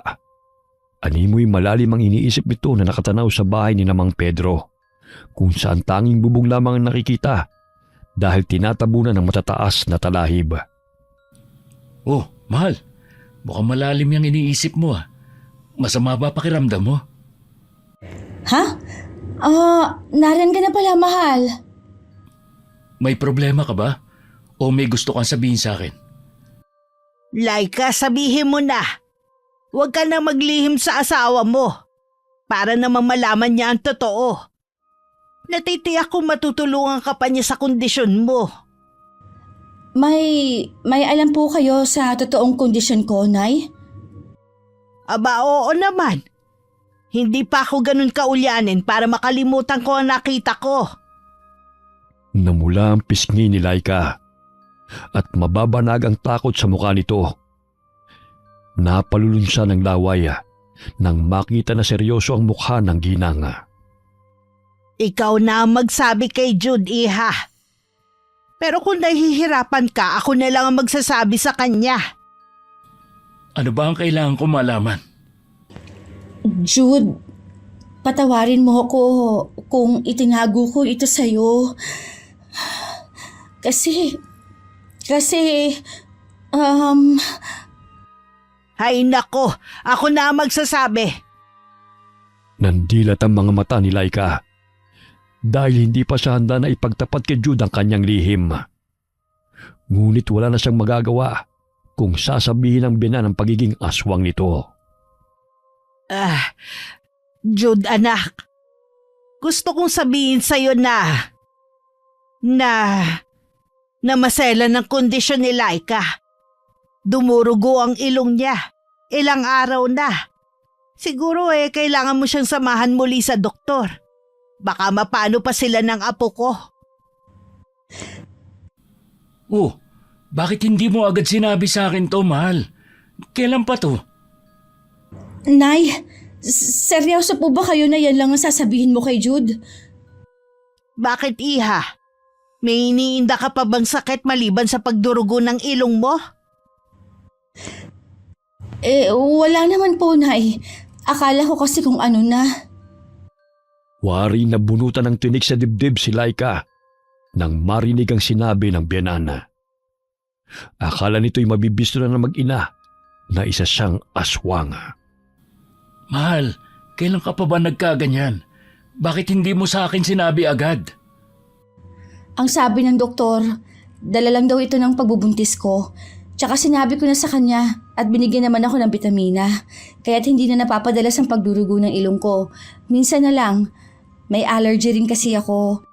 Naging sanhi rin ang sipon sa pagdugo ng ilong. Pagsisinungaling ni Laika sa asawa. Nanginginig ang buo nitong katawan. Buong akala niya ay magiging katapusan na niya nung sandaling yon. Hindi ko alam ang gagawin ko kung ipagtabuyan nila ako. Lalo na sa kondisyon ko ngayon. Hindi ko naman gusto maging aswang eh. Sadyang minalas lang ako dahil nanggaling ako sa angkan ng mga aswang.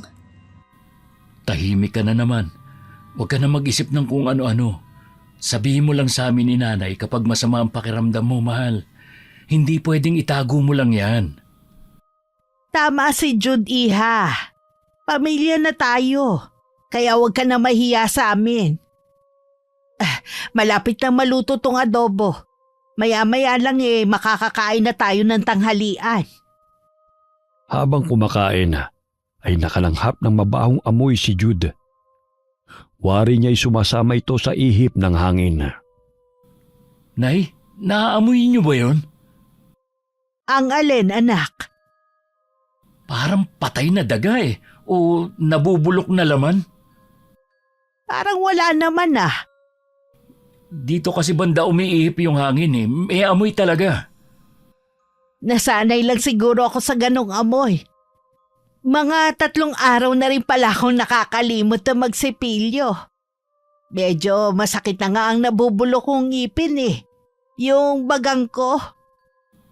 Meron talaga, Nay. Tsaka ang layo naman natin sa isa't isa para malanghap ko pa yung hininga mo. Siguro patay na daga o palaka lang. Kaninang umaga kasi habang nagwawalis ako may nakita akong patay na palaka Sinigaan ko kasama ang mga tuyong dahon. Baka marami pang patay na palaka sa paligid. Mamaya hahanapin ko. Nawawala-wala naman ang amoy Sumagi sa isipan ni Laika na maaaring nabubulok na laman ng mga hayop na kanyang inilibing. Ang sanhi na mabahong amoy. Gabi. Napabalikwas ng bangon si Laika nang makaramdam ng pag-init ng katawan. Bagamat hindi siya pwedeng lumabas ng bahay dahil alam niyang alerto ang mga tao sa baryo. Hindi pwede to. Kailangan kong pigilan ang aking sarili dahil ikapapahamak namin ang anak ko kapag nahuli ako ng mga tao. Mahal, may masakit ba sa'yo? Bakit parang balisa ka? Pasensya na, nagising pa kita. Medyo nainitan lang ako. Iinom lang ako ng tubig. Dumito ka na lang sa kwarto. Ako na ang kukuha ng tubig na maiinom mo. Magpahinga ka na lang dyan. Huwag mo na akong alalahanin pa. Tinungo ni Laika ang mesa kung saan naroon ang pitsela. Halos maubos niya yun. Ngunit hindi pa rin siya makontento. Ayos ka lang ba, mahal? Oo. Matulog ka na. Gusto ko lang na umupo. Malikot kasi tong anak mo sinisipa ang tiyan ko. Pinigilan ng babae ang sarili na makasipsip ng sariwang dugo. Subalit tila natutuyot ang kanyang lalamunan at humihilab ang sikmura nito. Sumapit ang kabuanan ni Laika. Humilab ang kanyang tiyana, kaya't nagpatawag ng tricycle si Jude. Ay, manganganak na si Laika. Lalabas na ang aking apo. Sandali lang, iha, at nagpatawag pa ng tricycle. Pero kung alanganin narito naman si Osalia na magpapaanak sa'yo. Nay, maselan ng kondisyon ni Laika, kaya dapat sa ospital siya dalhin. Alam ko, anak. Pero tinawag ko lang naman si Osalia Baka manganak nang hindi pa nakakarating sa ospital tong si Laika. Kaya mas mainam ng handa tayo. Sige na, isama niyo na siya. Pakidala na rin yung 2 bag, Nay. Tagaktak ang pawis na binuhat ni Jude ang asawa upang isakay sa tricycle. Magkahalong pagkasabik at pagkataranta ang nararamdaman ni Aling Rokita. Kaya imbis na bagang dalhin ito, kaldero ang kanyang binitbit. Nay, aanin mo yung kaldero. Ay, kaldero, aanin kita. Ay, bakit ka ba? Ay, sandali, nasa na ang bag? Bakit kaldero tong hawak ko? Iwanan mo na yung kaldero, Nay. Pakibalikan na lang yung bag. Ano ba naman to? Sandali at kukunin ko ang bag. Mahal, humihilab na talaga ang tiyan ko. Konting tiis na lang, mahal, ha? Gusto na talaga masilayan ng ating anak ang mundo, eh. Jude, ito na. Dala ko na ang bag. Agad na pinaharurot ni Simeon ng tricycle ang sumakay ang ginanga. Habol-habol ang manugang nito ang hininga. Ganon din ang pagsunod niya sa ginagawa nito. Jude, parang hindi ko na talaga kaya. Parang lalabas na talaga. Naku, mahal. Malayo-layo pa tayo. Nako, pumutok na ang panubigan niya. Osalia, pakiusap, tulungan mo ang manugang ko.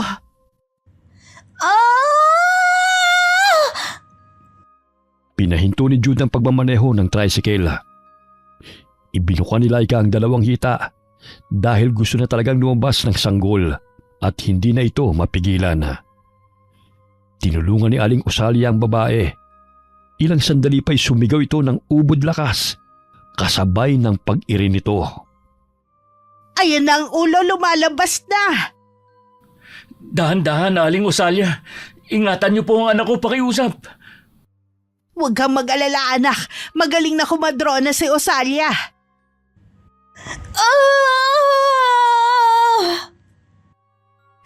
Ayan na, lumabas na siya. Lumabas na ang apo ko. Itong lampin, ibabalot ko sa kanya. Sandali lang, Nay. Kailangan pa ba nating pumunta sa ospital? Nanganak na si Laika. Puputulin pa ang pusod niya, oh. Nakadugtong pa. Wala nga palang dalang gamit si Osalia. O siya, tayo na. Naging ulyanin na rin paminsan-minsan si Aling Rokita. Ngunit hindi may kubli ang saya sa mukha niya nang masilayan ng lalaking apo. Agad na inasikaso ng mga doktor at nurse si Laika at ang sanggol. Mas mabuting suriin ang kalagayan ng mag-ina bago sila umuwi. Matapos ang isang araw na pananatili sa ospital, ay nakalabas na rin sila. Dahil malusog ang bata maging si Laika, ay hindi nagkaroon ng problema sa kalusugan. Mabuti na lang at nagmanang ilong ng aking apo kay Laika. Matangos. Grabe ka naman, Nay. Kahit ganito lang ang ilong ko, bagay naman sa akin. Minana ko lang naman to sa'yo, ah. Ay, oo nga pala. Buong akala ni Laika na matitigil na ang pananabik nito sa sariwang dugo matapos niyang manganak. Ngunit mas nadagdagan pa ang pangangailangan nito. Iyakin tong apo ko ah. Dako, gutom na naman siguro. O Laika, padidehin mo muna. Malusog ang bata sa gatas ng ina. Tingnan mo ang pisngi oh. 1 buwan pa lang nagkalaman na. Ganito pala ang pakiramdam ng isang ina. Puyat, gutom at matinding pagod. Pero napapawi ang lahat ng yon sa tuwing nasisilayan kong malusog niyang mukha. Ganyan talaga sa umpisa, maninibago ka, iha. Pero masasanay ka rin. Walang katumbas na salapi ang magkaroon ng anak. Gabayan niyo lang siya sa paglaki niya para magkaroon ng respeto at malasakit sa kapwa. Aba, nangangaral ka na naman, Nay, ah. Sayang lang dahil hindi ka naging guro. Kung nagkataon, isa ka sa ulirang guro ng baryong ito. Siya nga pala, may bisita tayo. Maganda umaga sa inyo. Ay pera usog sa malusog na sanggol. Napakakinis naman ang kutis ng batang ito. Nagmana po sa nanay niya. Uunahan ko na kayo. Ay oo nga, ang tangos pa ng ilong. Maganda ang nanay Nay, narinig ko yon. Paano naman po ako? Ako ang tatay niyan eh. Lawit lang ang nasunod sa'yo, anak. Mabuti nga't kamukha ni Laika tong anak ninyo Kaya dapat na ipagpasalamat mo yon.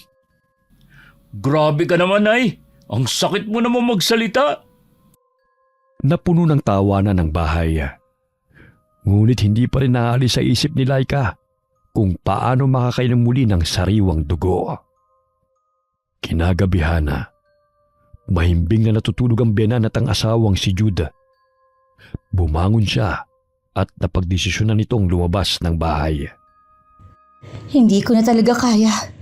Para mamamatay ako kapag hindi ako makakainom ng dugo. Lumabas siya ng bahay at tinungo ang babuyan ni Mang Tony. Mahimbing na natutulog ang bantay, kaya't sinakmal niya ang isang baboy. Bago pa man ito makalikha ng ingay, ay humandusay na ito sa loob ng kulungan at agad na dinukot ito ang puso ng baboy. Ang sarap nito, grabe.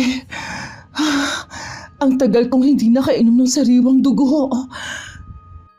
Hinila ng babaeng aswang ang baboy at dinala sa kasukalan.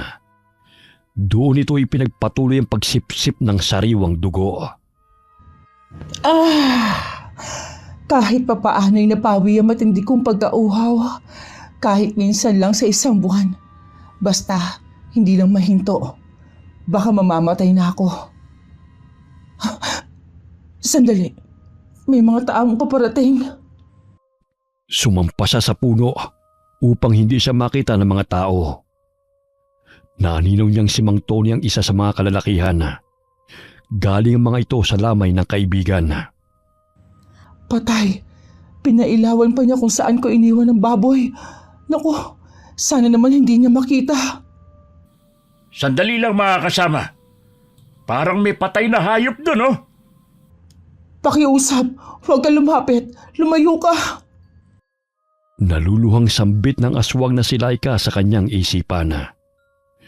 Bagamat hindi nagpatumpik-tumpik na nilapitan ni Mang Tony ang nakitang hayop sa kasukalan. Lintik, baboy ito ah. Nasisiguro kong alagang baboy ko ito. Tignan niyo mga kasama, wakwakan tiyan. Hindi ako nagkakamali na aswang ang may kagagawan nito. Maghiwa-hiwalay tayo. Natitiyak kong hindi pa nakakalayo ang demonyong yun. Samantala, muling bumangon ng higaan si Aling Rokita. Lumakad na naman ito nang natutulog. Ngunit animoy gising dahil alam niya ang daan. Sa isip niya'y umaga yun at siya'y nangangahoy. Lumakad siya patungong kasukalan hanggang sa makalapit siya sa baboy na nakahandusay sa lupa. Nay, pakiusap bumalik ka sa bahay. Naaaninaw ko silang malapit lang dito. Naku, nakalimutan ko isarado na mabuti ang pinto. Nakalabas tuloy si nanay. Hoy! Ikaw pala ang pumapatay sa mga alagang hayop namin dito sa baryo. Walang hiya ka, Rokita!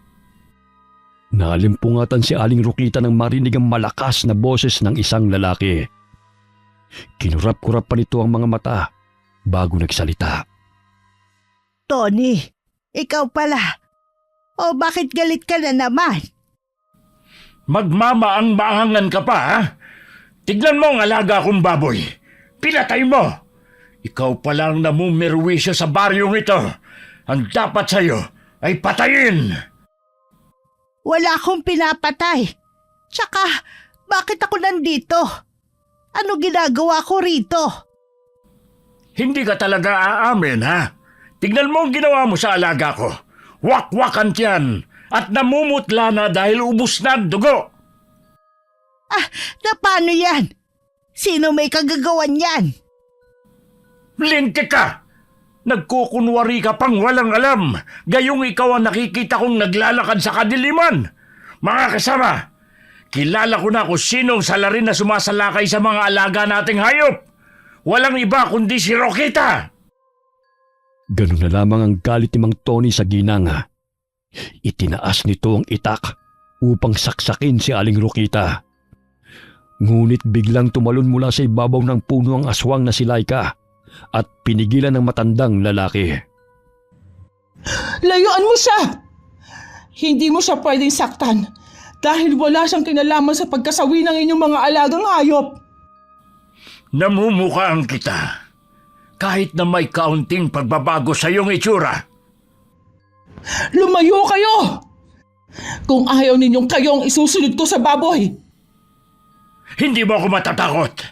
Papatayin kitang hayop ka. Laika, iha?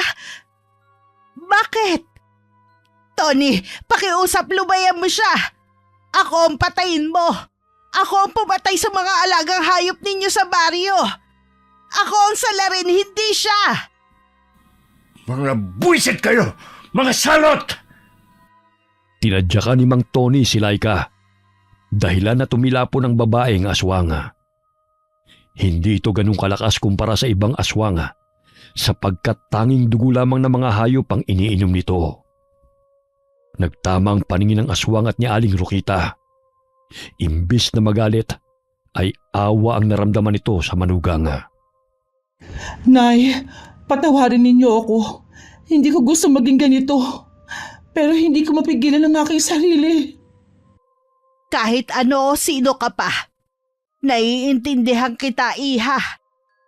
Halika na para makatakas na tayo rito.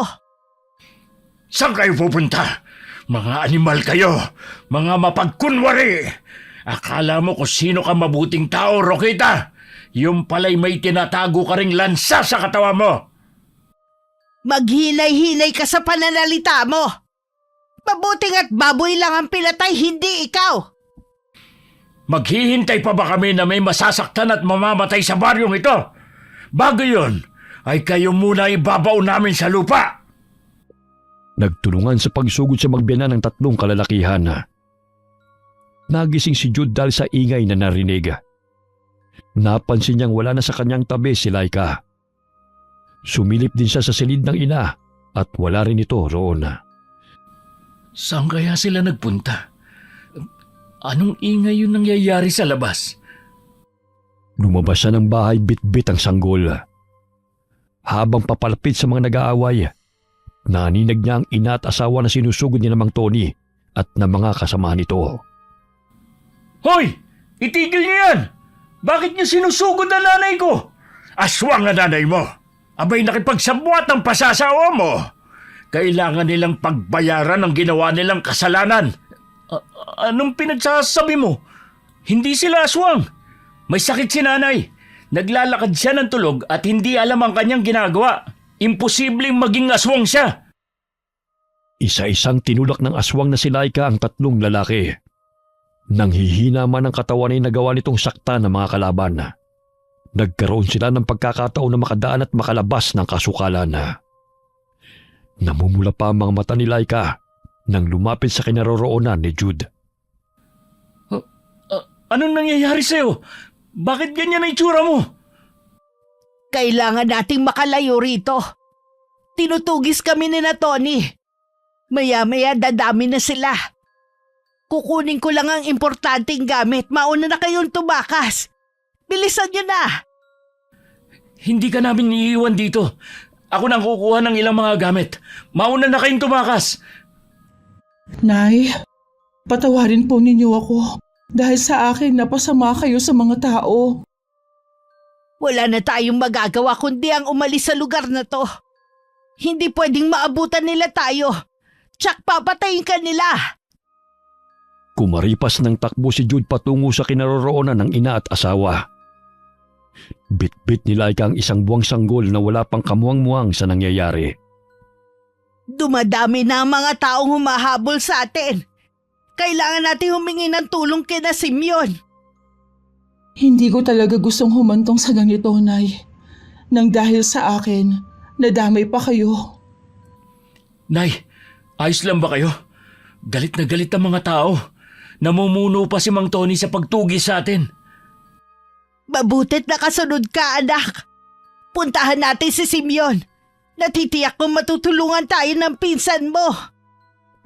Pagdating nila ng bahay nito, malakas na kinalampag nila ang pintuan dahilan na magising si Simeon. Pinagbuksan sila nito at nagulat nang makita sila ng ganun ng ayos. Pakiusap, pinsan. Tulungan mo kami. Hinahabol kami ng mga tao. Mamaya ko na ipapaliwanag sa'yo. Sige na naman, Simeon. Tulungan mo kami. Pinasakay sila ng lalaki sa tricycle. Agad na pinaharurot ito, kaya't hindi naabutan ni Mang Tony ang pamilyang hinahabol. Lintek, nakatakas sila. Totoo ba ang sinasabi mong aswang si Rokita? At sila ng manugang niya ang may kagagawa ng pagkamatay ng mga alagang hayop dito sa baryo? Kung ayaw mong maniwala, hindi ka namin pinipilit. Kanina ka pa tanong ng tanong, paulit-ulit na lang. Abay, syempre. Kaibigan ko siya. At kilala ko ang pagkatao niya. Hindi siya aswang tulad ng sinasabi mo. Kung aswang siya, di sana matagal na niyang kinain ng mga apo ko. Lalo na't sa kanya ko iniiwan kapag may lakad ako noon. Di hintayin mong lapain ng Rokita na yun ang mga apo mo para masabi mo at mapatunayan na aswang talagang pinagtatanggol mong kaibigan. Nandito ka ba upang tumulong o makipagsagutan sa akin? Kitang-kita ng dalawang mata ko na aswang siya. Ipinagtanggol ni Aling Margaret ang kaibigan. Hindi ito makapaniwala sa sinasabi ng matandang lalaki dahil magkasama na silang tumanda ni Aling Rokita sa baryo. Samantala, inihatid ni Simeon ang pamilya ng pinsan sa baryo ng Pulang Bato. Liblib din ang lugar na yon. Konti lamang ang mga taong naninirahan doon. May maliit na kamalig si Simeon na tinutuluyan kapag doon ito pumupunta. Pagmamayari yun ng namayapan nitong kasintahan. Buhat ng mamatay ang pinakamamahal na babae, ay tumanda na itong binata. Pinsan, maraming salamat sa tulong mo. Kung hindi dahil sa'yo, napahamak na kami. Pinagkakalat nilang aswang si nanay. Kilala mo naman ako, Simeon. Ulyanin at makakalimutin lang ako. Pero hindi ako aswang. Alam mo yan. Tahimik na nakayuko lamang si Laika habang tumutulo ang luha. Mahigpit nitong niyakap ang anak at sinisisi ang sarili. Ilang sandali umalis si Simeon at bumalik sa bahay nito. Mahal, huwag ka nang umiyak. Ligtas na tayo. Kasalanan ko ang lahat. Napahamak kayo ng dahil sa akin. Napagkamalan si nanay na isang aswang dahil sa kagagawan ko. Hinusgahan siya ng mga tao sa kanyang sakit. Ngunit ako naman ang totoong pumatay sa mga alaga nilang hayop. Patawarin niyo ako. Hindi ko napigilan ang aking sarili na matakam sa dugo. Inilihim ko sa inyo na nagmula ako sa angkan ng mga aswang. Lumayas ako sa amin dahil gusto kong mamuhay ng payapa. Kaya tanging hayop na lamang ang pinapatay ko dahil ayokong pumatay ng tao. Iha, kagaya ng sinabi ko, hindi magbabago ang pagtingin namin sa iyo. Naging mabuti kang asawa, ina at manugang sa amin. Hindi ka naman pumaslang ng tao kaya naiintindihan ka namin. Basta huwag ka lang maglihim. Hindi niyo po ba ako itatakwil? Bakit ka naman namin itatakwil? Mahal ka namin. Tama si nanay, mahal. Kahit sino ka pa, tanggap ka namin. Siya nga pala, nay. Dala ko ang dahon na pinakuha mo mula sa aparador. Ano ba ito? Buksan mo, anak. Regalo ko sana yan sa aking apo. Bigay ko na rin sa inyo. Matanda na ako. Nasisiguro kung kailangan nyo yan. Pera to, nay. Ang dami naman. Saan kayo kumuha ng ganito kalaking pera? Anak, lahat ng pinapadala mong pera mula pa noon ay iniipon ko. Tsaka hindi ko naman kailangan Lalo na't may pinagkakakitaan naman ako. Nay naman, hindi mo kailangan tipirin ang sarili mo. Basta gamitin nyo yan. Masaya na ako nagkaroon ako ng apo. Mahalin mo tong si Laika, anak, ha? Anong mang mangyari, ipagtanggol mo siya sa lahat ng taong gustong magpahamak sa kanya. Maging sa anak mo. Basta't pumanig ka lang sa kabutihan, ha? Hindi ko namang kinukonsinte na tama ang ginawa ni Laika sa pagpatay sa mga hayop Pero sa kabilang banda, Mas pinili niya ang sa palagay niyang tamang gawin. Salamat po, Nanay, sa pagtanggap ninyo sa akin. Natatakot po ako noon na kung malalaman ninyo kung ano talaga ang pagkatao ko, baka palayasin po ninyo ako. Tumahang ka na. Makakasama sa iyo ang labis na pag-iyak. Niyakap ni Jude ang ina at ang asawa. Mahimbing pa rin natutulog ang sanggol. Nilinis ng mga ito ang munting kamalig upang sila'y makapagpahinga. Kinabukasan, naging usap-usapan sa baryo ang tungkol sa pagkamatay ng mga hayop at itinuturo na si Aling Rokita ang salarin. Hindi na nakailam si Simeon kahit na tinatanong siya ng mga tao, lalo na ni Mang Tony, kung may alam siya kung saan naroon sina Aling Rokita. Umiling lamang ito bilang sagot sa katanungan ng matanda. Maging si Aling Margaret ay hindi makapaniwala sa kwentong ipinagkakalat ni Mang Tony. Namuhay ng payapa sina Aling Rokita sa baryo ng Pulang Bato. Nag-alaga sila ng mga manok at nagtanim ng mga gulay upang may makain sa pang-araw-araw. Unti-unting napawi ang pagkatakam ni Laika sa sariwang dugo. Wari nito'y dala lamang yun ng kanyang pagbubuntis at panganganak. Nakayanan na nitong kontrolin ang sarili at ayaw nitong lumaki ang anak at mamuhay bilang isang aswang. Okay, sana po nagustuhan niyo yung ating kwento. Shoutout po tayo sa Deloro family and Gonzaga family. Hi kay Julius Deloro from Happy Autumn Trees. Hi kay Ami Viray from Talim Island, Binangonan, Rizal. Shoutout po sa Diktahan family and Duhay Lungsod family sa Purok 3, Picturan, Sominos, Zamboanga del Sur at Purok 3, Tagulot, Tukuran, Zamboanga del Sur.